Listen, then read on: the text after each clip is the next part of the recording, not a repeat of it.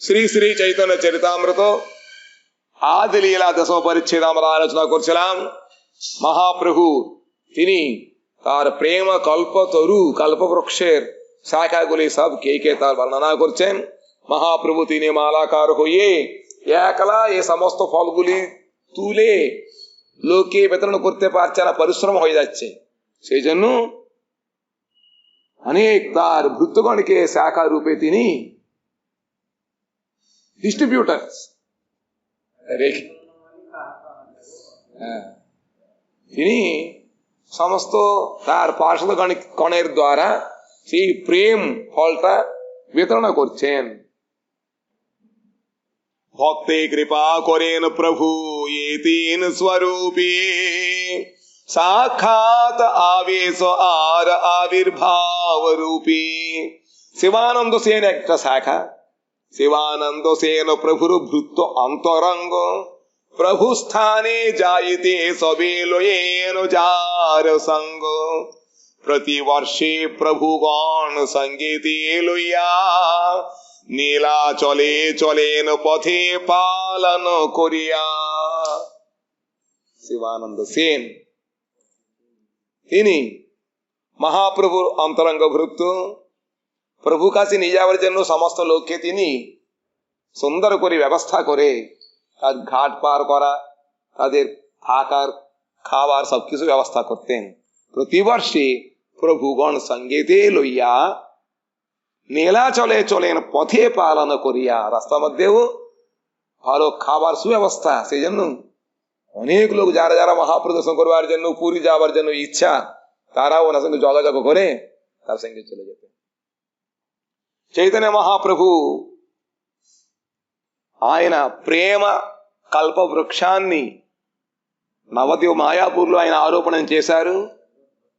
అది శిలబలు పొలబులు అయ్యి ప్రేమ ఫలాలను ఇచ్చేటప్పుడు మహాప్రభు ఆయన తోటమాలి అన్ని పళ్ళు పోగు చేసి ఎంతమందికి పంచిపెట్టాలి, అందరికీ పంచిపెట్టేవారట.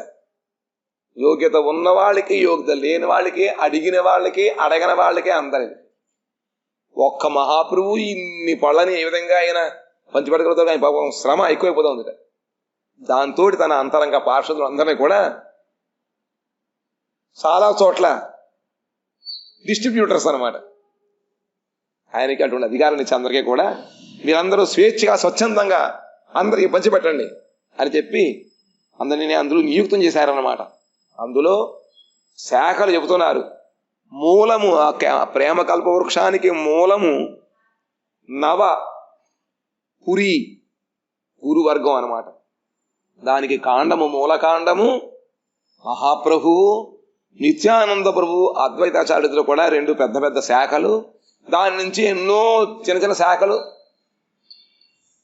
ప్రకటమయ్యాయి. అందులో శివానంద సేను ఒక ఆయన మహాప్రభు యొక్క అంతరంగ సేవకుడు. ఆయన మహాప్రభు దగ్గరికి ఎవరెవరైతే వెళ్ళాలనుకుంటూ ఉంటారో వాళ్ళందరినీ కూడా ప్రతి సంవత్సరము నీలాచల క్షేత్రానికి తీసుకువెళుతూ మధ్య మధ్యలో ఎటువంటి చెక్ పోస్టులు ఉంటూ ఉంటాయి. అప్పుడు ఏమిటంటే పూరి ఒరిస్సా రాజ్యము హిందువులది, హిందూ రాజు గారు ఉండేవారు. బెంగాల్ అవన్నీ కూడా ముస్లిమ్స్ ఉండేవారు రాజులుగా. కాబట్టి ఆ పరస్పర దేశములు ఆ రాజ్యం దాటేటప్పుడు రకరకాలైనటువంటి చెక్కింగ్స్ ఉంటూ ఉంటాయి అన్నమాట. అవన్నీ కూడా నైపుణ్యముగా ఈయన నెరవేరుస్తూ ఎవరెవరు ఎక్కడెక్కడికి ఉండాలో రాత్రి అయితే అక్కడ బస ఏర్పాట్లు చేయడము, వాళ్ళకి ఆహారము, అన్ని రకాల సౌకర్యాలను సమకూరుస్తూ తీసుకొచ్చేవారట. అందుకని శివానంద సేను ఎప్పుడు వెళతారో ఆలోచించేవారట. ఎదురు చూస్తూ ఆయనతో పాటు అందరూ కూడా కలిసి వెళుతూ ఉండారన్నమాట.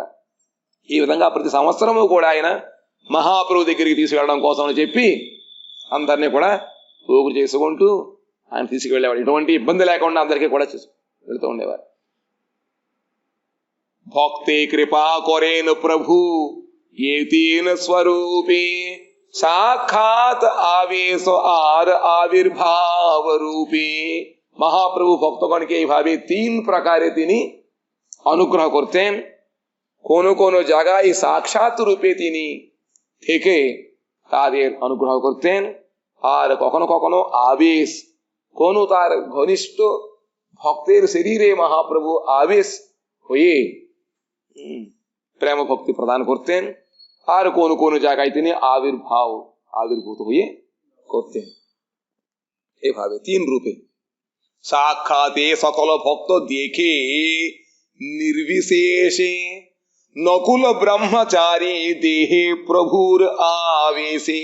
মহাপ্রভু যখন সাক্ষাৎ সবাই দর্শন করতেন, সমস্ত লোকের চক্ষুতে তিনি তার রূপ দেখাতেন। আর নকুল ব্রহ্মচারী তার শরীরে মহাপ্রভু আবেশ হতেন। কখনো কখনো হয় না, বাংলা কি বলে, বর না কি বলে ওটা, ভর। হ্যাঁ, তার শরীরে এরকম করো শুরু করবে, ওই তমগুলো তাদের বেশি হয়, গ্রাম দেবতার ওইগুলো বেশি করে আসে। এইভাবে মহাপ্রভুর যে সাত্বিক এই ব্রহ্মচারীর উপরে তার আবেশ হতেন। কিন্তু কথা বলতেন, কে কখন কি করছে, কোন ভক্ত কথায় কি কি, কার কার দ্বারা কি কাজ করাতে হয়, তখন মহাপ্রভু এগুলো প্রকট করতেন। আর প্রদ্যুম্ন ব্রহ্মচারী তার আগে নাম ছিল নৃসিংহানন্দ, নাম প্রভু পাছে তো রাখিল। আরেকজন আছেন সেবক প্রদ্যুম্ন ব্রহ্মচারী, তিনি নৃসিংহদেবের উপাসক। তার শরীরে নৃসিংহদেব আবেশ হন, তিনি মহাপ্রভু তাকে নাম দিলেন నృసింహానంద బ్రహ్మచారి. మా భగవంతుడు మహాప్రభు మూడు రకములుగా జీవులను అనుగ్రహిస్తూ ఉండేవారిట. మూడు విధములుగా. ఒకటి సాక్షాత్, ఆయన అవతరించి తన కూడా ఎంతమంది ఉన్నారో అందరికీ తన రూపాన్ని చూపిస్తూ సాక్షాత్తుగా అనుగ్రహిస్తూ ఉండేవారు. రెండవది ఆవేశము, పూనకం అంటాం కదా, అది ఎవరి సత్వగుణ సంపన్నులో వాళ్ళ శరీరం మీద మహాప్రభు ఆయన ఆవహించి వాళ్ళ ద్వారా ఆ పనులు చేయిస్తూ ఎవరి ద్వారా ఎటువంటి సూచనలు ఇవ్వాలో అనుగ్రహించాలో ఆ విధంగా అనుగ్రహిస్తూ ఉండేవారు. మూడవది ఆవిర్భావం. అంతవరకు మహాప్రభు ఉండరు, హఠాత్ అక్కడికి వచ్చి ఆయన అవతరించి అనుగ్రహిస్తూ ఉంటారు. పాణిహాటిలో రఘునాథ్ దాస గోస్వామి ఎప్పుడైతే ఆయన చీడాదీ మహోత్సవం చేశారో అప్పుడు నిత్యానందులు పిలిచారు. మహాప్రభు ఉన్నారు పూరిలో. ఆయన హఠాత్తుగా ఆ సమయంలో మహాప్రభు అవతరించి అందరి అటుకులు కూడా ఆయన స్వీకరించారు. ఇది ఆవిర్భావం. মহাপ্রভু যখন ওই রঘুনাথ দাস গোস্বামী পানিহাটিতে চেরাদের মহোৎসব করলেন, তখন নিত্যানন্দ মহাপ্রভুকে আহ্বান করলেন। সঙ্গে সঙ্গে মহাপ্রভু ছিলেন তখন পুরীতে, সঙ্গে সঙ্গে তিনি আবির্ভূত হয়ে ওইখানে সেই ভোগ বস্তুগুলো গ্রহণ করলেন। এটা হলো আবির্ভাব। తాహాతి, అందులో మరి నకుల బ్రహ్మచారి యొక్క శరీరం మీద మహాప్రభు ఆవహిస్తూ ఉండేవారిట. ఇంకొక ఆయన పేరు ప్రద్యుమ్న బ్రహ్మచారి. ఈయన కొంచెం ఉదయం వరకు వచ్చాక ప్రద్యుమ్న బ్రహ్మచారి ఆయన నరసింహస్వామి వారి యొక్క ఉపాసకుడు. తరచుగా ఆయన శరీరం మీద నరసింహస్వామి ఆవహిస్తూ ఉండే, పూనకం వస్తూ ఉండేది అనమాట. మహాప్రభు ఆయన యొక్క నృసింహ ఉపాసన, ఆయన యొక్క భక్తి చూసి ఆయన పేరు కాస్త మార్చి నృసింహానంద బ్రహ్మచారిని పేరు పెట్టారు. তাহাতে হইল চৈতন্যের আবির্ভাব, অলৌকিক ঐছে প্রভুর অনেক স্বভাব। আস্বাদিল এ সব রস সেন শিবানন্দ, বিস্তারি কহিব আগে এ সব আনন্দ। এ সমস্ত নৃসিংহানন্দ ব্রহ্মচারীর উপরে মহাপ্রভু আবির্ভূত হলেন। এই অলৌকিক ঘটনা সব কিছু ধ্যান করছে।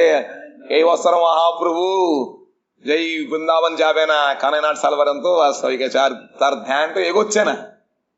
ধ্যানের মধ্যে বাহ সুন্দর করে ফুল দিয়ে রাস্তা সাজিয়ে দিচ্ছে, দুদিকে চন্দন জলগুলি সব সিঞ্চন করে দিয়ে জায়গা জায়গায় বসার জায়গা সুন্দর সুন্দর করে কল্পবৃক্ষ, ভালো ভালো গাছ পলাশ আর পুকুর, এ সমস্ত কিছু তার মনের মধ্যে হয়ে যাচ্ছে। এখন আছে, যাওয়া হয় না, একবার দর্শন করতে হবে। এরকম করতে করতে তার যে ফুল বিছানাটা ওদের কানার সার ওদিকে, তারপরে এগোচ্ছে না। আর বলে দিলেন এই বছর মহাপ্রভু যাবে না। কি করে জানলে? বললো এরকম। তার দুদিন মধ্যে মহাপ্রভু চলে এসছেন।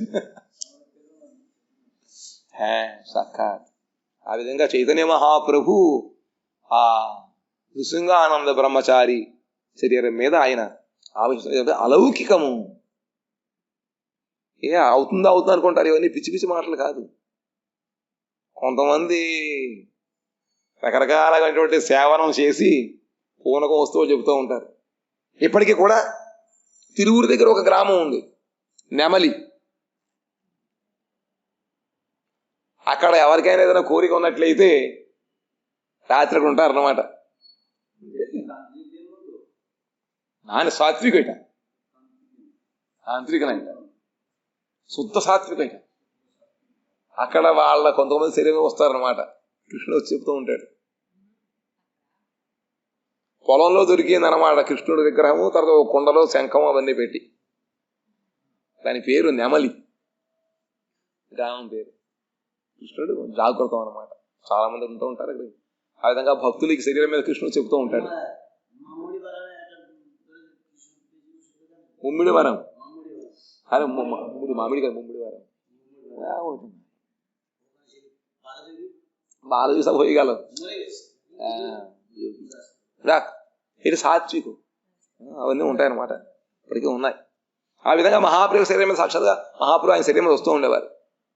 ఇవన్నీ కూడా శివానంద సేను ఆయన చక్కగా అన్ని కూడా ఆస్వాదించేట ఆయన. ఎందుకంటే ఒకసారి కాకుండా ఆయన బెంగాల్లో ఉండేవారు, ఇక్కడికి వచ్చేవారు. గమనంగా కూడా భక్తులు కలయిక అవన్నీ కూడా ఆయనకి దగ్గరగా ఇన్ఫర్మేషన్ వస్తూ ఉండేవారు అనమాట. శివానంద సేను ఇవన్నీ కూడా చక్కగా అనుభవించారు ఆయన. ইবన్నీ সন্দর্ভ వచ్చినప్పుడు అన్ని విస్తరించి చెబుతారు। যখন সময় হয় তখন এই ভালো করে এগুলো ব্যাখ্যা করা হবে। এই সমস্ত কাহিনী শিবানন্দ সেন তিনি প্রত্যক্ষভাবে অনুভূতি করেছেন। আর শিবানন্দের উপশাখা তার পরিকর পুত্র ভৃত্য আদি করি চৈতন্য কিঙ্কর। একজন বড় এই শিবানন্দ সেন, তার শাখা থেকে তিনি মূল শাখা, উপশাখাগুলি অনেক।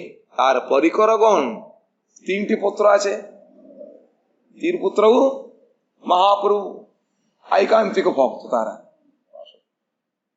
কবি কর্ণপুর, পুরীদাস, আগে পুরীদাস ছিল, আর দুজন আছে। এই সবগুলো স্যার সবাই মহাপ্রভুর প্রাণ। তার পুত্র আর ভৃত্য আর সময় চৈতন্য মহাপ্রভুর কিঙ্কর।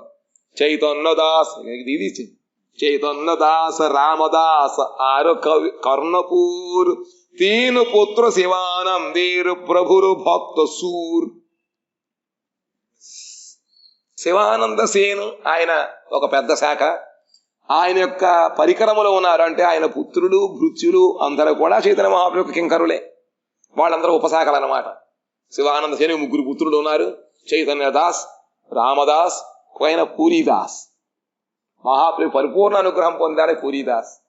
ఆయన 7 సంవత్సరాల వరకు మాట్లాడలేదుట। 7వ సంవత్సరం మహాప్రభు దగ్గర వచ్చాడు। మహాప్రభు శ్లోకం చెప్పాలి, కృష్ణమూర్తి వర్ణించమంటే చమత్కారైనటువంటి మహామహా కవులు కూడా ఇటువంటి ప్రాసలు వేయలేరు। అటువంటి చమత్కార ఛందస్సు ప్రాసలతోటి చక్కటి శ్లోకం చెప్పాడు రాధాకృష్ణ ప్రేమతత్వాన్ని। దాంతో వెంటనే మహాప్రభు ఇచ్చుకుని ఆయన్ని కర్ణపూర్ అన్నారు। కర్ణములకు చక్కటి అమృతము లాంటి భగవత్ వర్ణన వినిపించాడు కాబట్టి ఆయన పేరు కర్ణపూర్। కవి కాబట్టి కవి కర్ణపూర్ ఆయన పేరు। ఇంకా వాళ్ళ పుత్రులు కూడా భక్త సూరులు, భక్తులు మంచి సూర్యులంటే ప్రావీణ్యుడు, రాడుదే అన్నది బయట భాష, మోటు సూర్యులు అన్నమాట। శ్రీవల్లభ సేను ఆర్ సేను శ్రీకాంత్, శివానంద సంబంధి ప్రభురు భక్త ఏకాంత। శివానంద సేరు భాగిని ద్వয়, భాగ్న মানে আর বোনের ছেলেরা, వాళ్ళ సోదరి యొక్క కుమారులు ఉన్నారట, వాళ్ళు కూడా మహాభాగవతోత్తములు। శ్రీవల్లభ సేన్ ఒక ఆయన, శ్రీకాంతుడు, సేన్ శ్రీకాంత్. సేన్ మనే సేట్ మోసాయి.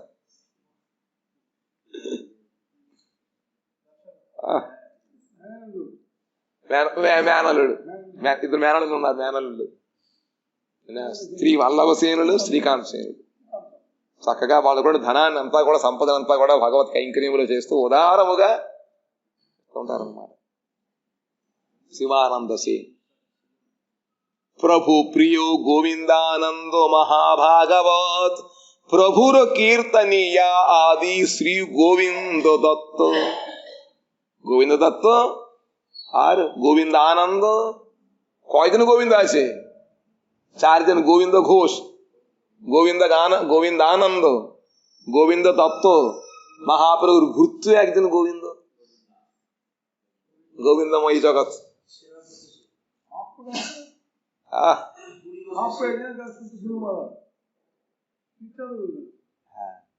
ఇంకా గోవింద ఆనందుడు ఒక ఆయన, గోవింద దత్తుడు, మహాభాగవతములు.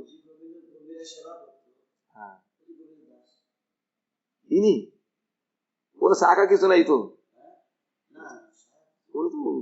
সাক্ষাৎ ঈশ্বরপুরী পাদের ভূত সেবক। গোবিন্দ আনন্দ রামা শঙ্কর শঙ্কর শঙ্কর শঙ্করানন্দ শঙ্কর দুইজনকে ঈশ্বরপুরী পদ পাঠিয়েছেন মহাপ্রভুর কাছে, তাই না? গোবিন্দ গোবিন্দ সেবক একজন, শঙ্কর আরেকজন। শঙ্করটা মোটা দেখতে চেহারা। তিনি মহাপ্রভু যাওয়ার সময় আস্থা করতেন, ও বাড়িতে থাকতেন। কাশীশ্বর নাইন পের, কাশীশ্বর না তো, কাশীশ্বর পণ্ডিত তো ওনার বাড়িতে মহাপ্রভু থাকতেন। ইনি শঙ্কর, কাশী মিশ্র, কাশী মিশ্র। যাক, গোবিন্দ সঙ্গে একজন এসেছেন, পরে এগুলো সব জানা হবে আস্তে আস্তে। যাক, এইভাবে গোবিন্দ আনন্দ, গোবিন্দ দত্ত এরা মহাপ্রভুর একান্তে ভক্ত, তারা কীর্তনিয়া আদি। কর্ণপুর শ্রী বল্লভ সেন শ্রীকান্ত গোবিন্দ আনন্দ প্রথম কীর্তনে নবদ্বীপে মহাপ্রভুর সঙ্গী। গোবিন্দানন্দ হলেন মহাপ্রভুর সঙ্গে থাকতো, মায়াপুর তার পরিচয়। কীর্তনিয়া। শ্রীধরের গৃহে জলপানের দিবস ইনি ক্রন্দন করিয়াছিলেন। শ্রীধর বাড়িতে মহাপ্রভু গেলেন না, বাইরে ছিল গন্ডু নাকি একটা ছিল, ওই সহস্র চোদ্দ পাত্র মতো কত কতগুলো এগুলো আছে, কি বলে ওটা, তার জল যখন খেলেন মহাপ্রভু, সেই লীলা দর্শন করে তিনি কেন্দ্রে পড়লেন, সেই গোবিন্দ গোবিন্দানন্দ। আর রথযাত্রায় ইনি পুরুষোত্তম গিয়াছিলেন গোবিন্দানন্দ। এখন গোবিন্দ দত্ত নবদ্বীপে প্রভুর কীর্তনের সঙ্গী, তিনিও মহাপ্রভুর কীর্তনের সঙ্গী। মহাপরে মূল গায়ক হইয়া মহাপ্রভুর সঙ্গে কীর্তন করতেন তিনি গোবিন্দ ঘোষ পদায়, গোবিন্দ দত্ত, গোবিন্দ দত্ত। আর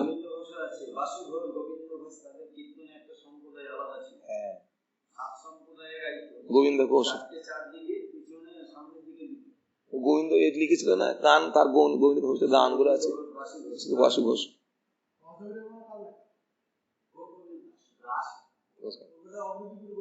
মূল হইয়া যে কীর্তন করে প্রভু সনে, ইহার শ্রীপাঠ খড়দহের দক্ষিণ সীমা স্থিত సుఖచర్ గ్రామే, సుఖచర్ గ్రామే আছে সেই గోవింద. ఇంకా మహాప్రభు యొక్క శాఖలలో శివానంద సేన యొక్క మేనల్లు ఉన్నారు. చైతన్య ఆయన పేరు శ్రీ వల్లభ సేన ఒక ఆయన, శ్రీకాంత సేన ఒకరు. వీళ్ళందరూ శివానంద సేనుతో పాటు మహాప్రభు యొక్క ఐకాంతిక భక్తులు. ఇంకా గోవిందానందుడు ఒక ఆయన ఉన్నారు, గోవింద దత్తుడు ఒక ఆయన. ఇద్దరు కూడా మహాప్రభు మాయాపూర్లో ఉన్నప్పుడు వాళ్ళు మహాపురుషుతో పాటు సంకీర్తనలో వాళ్ళు ఉండేవారు. మహాప్రభు ఆనందం కోసం కీర్తన చేస్తూ ఉండేవారు.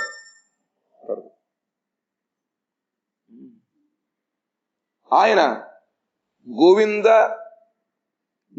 గోవిందానందుడు, ఆయన ప్రథమ కీర్తన మహాప్రభు చక్కగా ఆయన ఆ వీధులలో సంకీర్తన చేస్తూ ఉండేవారు కదా. ఇంకా ఇక్కడ కూడా సంకీర్తన చేస్తూ ఉండేవారు. సంకీర్తన రాసస్థలి ఎక్కడ? శ్రీవాసాంగణం చేస్తూ ఉండేవారు. అక్కడ పాడుతూ ఉండడం ఆయన. ఇంకా శ్రీధర పండితుడు ఇంటికి వెళ్ళి మహాప్రభు ఒకసారి గోవిందానంద్ అక్కడ ఉన్నారు, మాయాపూర్లో అంటే మహాప్రభు చిన్నప్పటి నుంచే ఆయన స్నేహితుడు అనమాట. మహాప్రభు కూడా ఉంటూ పాటలు పాడుతూ ఉండేవారు.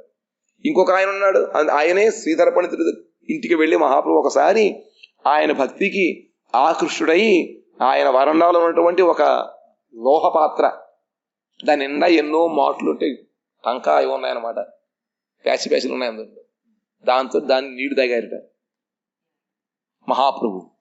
అది చూసి గోవిందానందుడు ఏడ్చేశాడు. ఏ భగవంతుడు మహాప్రభు ఇంత బ్రాహ్మణ పండితుడై ఉండి, శ్రీధరుడు ఆయన మామూలుగా కూరగాయలు అమ్ముకు బతికేటువంటి ఆయన దగ్గర నీళ్లు తాగి, అది కూడా లోహపాత్ర బయటపడేసాడంటే ఒక లోపల అన్నిటికీ ఉపయోగిస్తారు, అది స్నానానికి పానానికి అన్నిటికీ. అటువంటి ఆయన దగ్గర నీళ్లు తాగారు.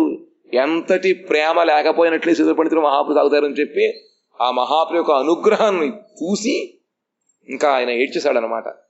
ఎవరు? గోవిందానందుడు. రథయాత్రలో కూడా ఆయన పూరి వచ్చి 7 సంప్రదాయాలు ఉండేవి కదా మహాప్రభు. రథాగ్రములు కొన్ని అటువైపు ఇటువైపు వెనకాల 7 సంప్రదాయాలు అంతేనా. రథం ముందు 4, అటొకటి ఇటొకటి వెనకాల ఒకటి. ఆ సంప్రదాయంలో ఆ జట్లు ఆయన ఇది కూడా ఉండేవాడు అనమాట. ఆయన గోవిందానందుడు. ఆయన ద్వారా కూడా మహాప్రభు అందరికీ ప్రేమను పంచిపెట్టారు. ఇంకొకటి గోవింద దత్తుడు, ఆయన కూడా మహాప్రభు మాయాపూర్లో ఉంటున్నప్పుడు మహాప్రభు కూడా ఆయన సంకీర్తన చేస్తూ ఉండేవారు. మూలుగాయకు పొయ్య మహాప్రభు సంకీర్తన కొరితేన్, ఈయన కూడా మూలుగాయకుడు. మూలుగాయకుడు అంటే ముందు పాడే మెయిన్ అనమాట. ఆయన పాడుతూ మిగతా వాళ్ళు వెనకాల పాడుతూ ఉంటారు, అంత పాడుతూ ఉంటారు. అదిగా ఆ విధముగా పాడుతూ ఉండేవారు ఆయన. మూలు హొయ్యా జయ కీర్తన కొరేన ప్రభు సని అని చెప్పి ఆ విధంగా వీళ్ళిద్దరు కూడా మహాప్రభు సాకారు. అక్కడ విజయదాస్ శ్రీ విజయదాస నామ ప్రభురు ఆఖరియా আখড়িয়ে প্রভু রে অনেক গ্রন্থ দিয়াছি লিখে কত ভাগ্য আখড়িয়া। তখন তো এই জেরক্স নাই, কম্পিউটার নাই, দরকার হলে হাতে লিখে নিতে হয়। তখন সুন্দর হাতে লেখা তার।